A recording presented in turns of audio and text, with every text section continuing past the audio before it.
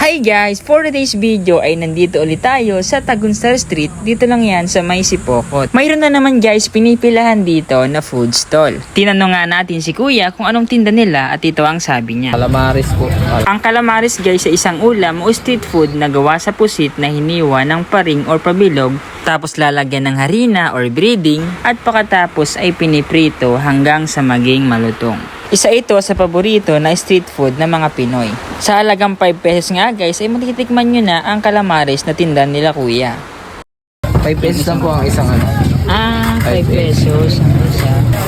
Anong oras po kayo nagbubukas dito? Minsan alas 2 bossing, minsan Alas 2 po. Hanggang anong oras po? Pag ganito sir, mga alas 7, alas 8 ganyan. Hanggang gabi.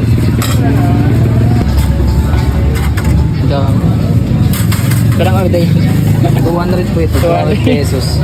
Grabe nga guys, merong nag-order sa kanila worth 200 pesos na calamares. Grabe guys, kaya ang bilis maubos ng calamares nila kuya. Tara, bili na tayo. Tikman na natin guys. Aside sa calamares guys, ay meron din para silang tinda rito na pork tonkatsu for only 10 pesos.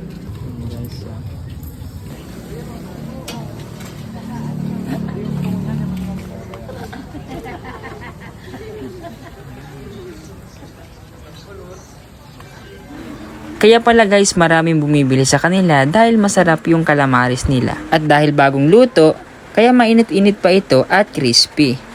Sa mga nais tikman ang kanilang calamares, punta na lang kayo dito guys sa Tagunstar Street. Dito lang yan sa Sipokot. Maraming salamat guys sa panonood. Patagos lang kita sa buhay. Ingat palagi and God bless.